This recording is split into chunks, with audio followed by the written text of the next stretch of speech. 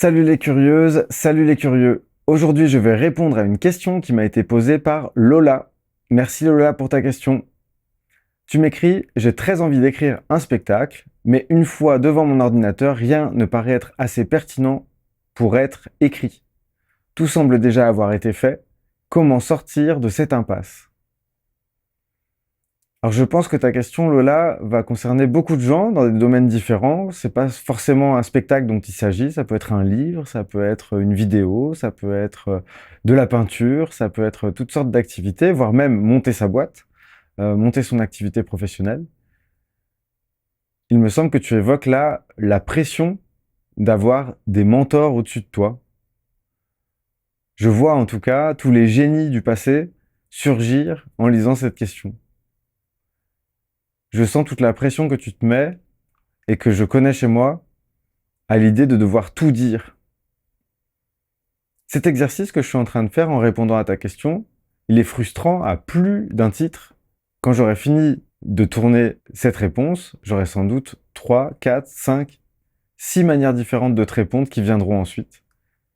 Et il faut que je me fasse une idée, que j'accepte le fait qu'aujourd'hui, ce sera cette réponse, comme ça, comme elle vient. Dans ce que tu décris, si jamais je vais chez moi au même endroit, j'y rencontre ma multipotentialité. À l'endroit où il y a cette multipotentialité, il y a la possibilité de l'ignorer et de tenter de l'utiliser, cette multipotentialité, comme on nous indique de le faire dans la plupart des cas. À l'intérieur de moi, j'ai souvent essayé, malgré une très forte résistance en interne, un esprit de contradiction assez aiguisé, j'ai souvent essayé de suivre les voies qu'on me demandait de suivre. Il fallait que je sache quoi faire dans la vie. J'ai eu beaucoup de mal à répondre à cette question et j'ai fini par ne pas vraiment y répondre finalement. Aujourd'hui, j'y réponds avec plaisir maintenant que je sais ce qui est vivant pour moi. Je sais un peu plus qui je suis. Je sais un peu plus à quel point je ne le sais pas du tout. Mais c'est tranquille. Alors qu'avant, c'était brûlant. Et je pense que beaucoup de personnes atypiques perdent leur énergie à essayer de la canaliser dans une seule direction. Vouloir écrire un livre, c'est vouloir tout dire de son multipotentiel en un seul média. C'est vouloir faire passer toute son intensité, sa diversité, à travers une seule activité. La multipotentialité, c'est plein de branches qui partent à droite, à gauche, qui partent en plusieurs... voilà, là je mets ma main parce que une branche peut donner 5 petites branches qui vont donner des fruits différents, comme on peut le faire avec des arbres, des fois où on fait des greffes. Ben, il y a vraiment cette possibilité-là, quand on est multipotentiel, de se laisser éclore, se déployer le plus largement possible, avec le plus de branches possible, sans en rajouter de façon artificielle, bien entendu. Mais je pense que dans la manière traditionnelle et typique de faire les choses, on nous demande d'avoir 3 branches. Une branche qui concerne le travail, une branche qui concerne la famille, et une branche qui concerne notre faculté à consommer. C'est un peu comme ça que je le vois maintenant. Évidemment, il y aura des choses à rajouter ou à enlever, je ne sais pas si c'est très juste. C'est plutôt l'idée que les mots que j'utilise qui sont... C'est plutôt l'énergie qu'il y a derrière que je voudrais que tu captes. Là où on demande d'avoir 3 branches et un seul feuillage d'une seule couleur, quand on est multipotentiel et qu'on essaye de coller à cette injonction, on se rend malheureux.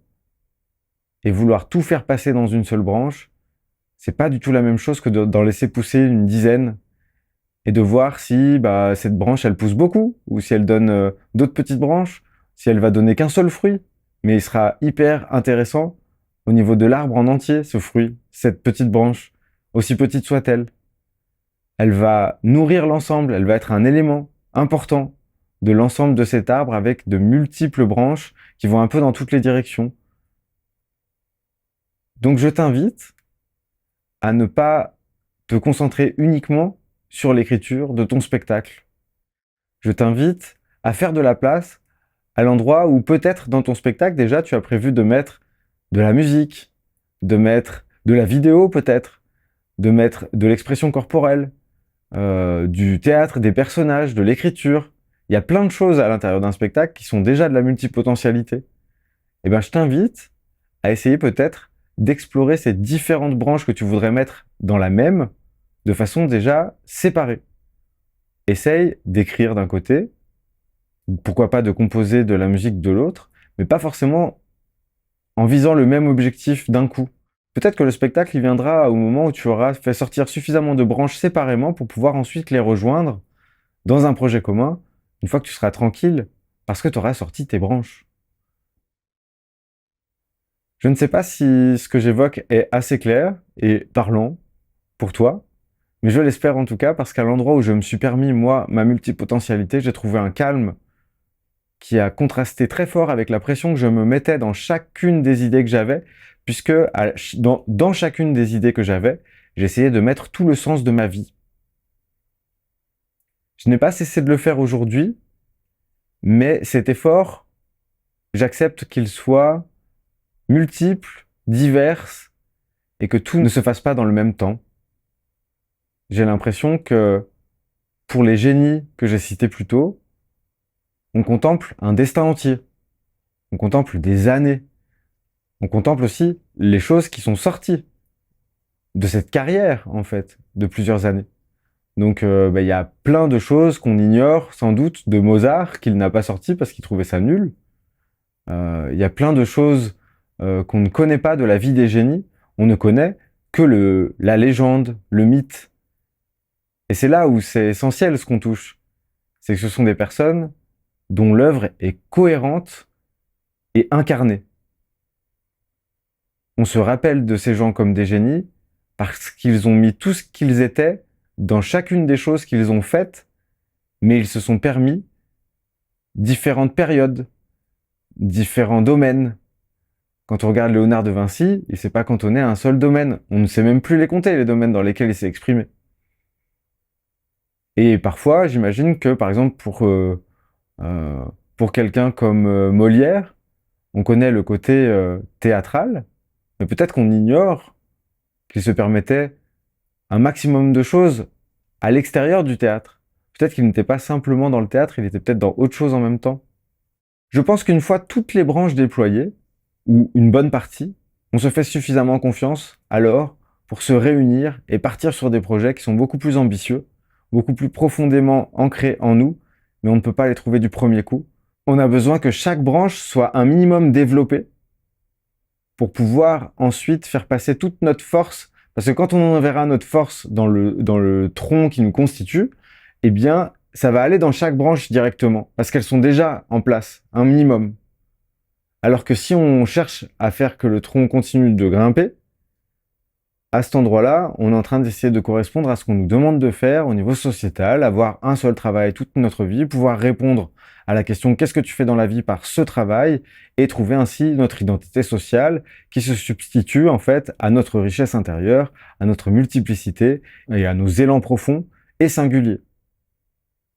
La société nous propose de nous mettre en sécurité à l'endroit où on répond par une, deux, trois branches. La multipotentialité nous demande de nous exprimer à plein d'endroits en même temps et d'être un feu d'artifice vivant, au risque parfois de ne pas toujours se comprendre ou être compris. Voilà, j'espère avoir répondu à ta question et t'avoir donné des pistes de réflexion, peut-être même, qui sait, des pistes de réalisation future. J'espère que tu as aimé cette vidéo, merci de l'avoir regardée, tu peux t'exprimer dans les commentaires, poser ta question également, et puis t'abonner à la chaîne, et n'oublie pas, la curiosité est un joli défaut. Salut!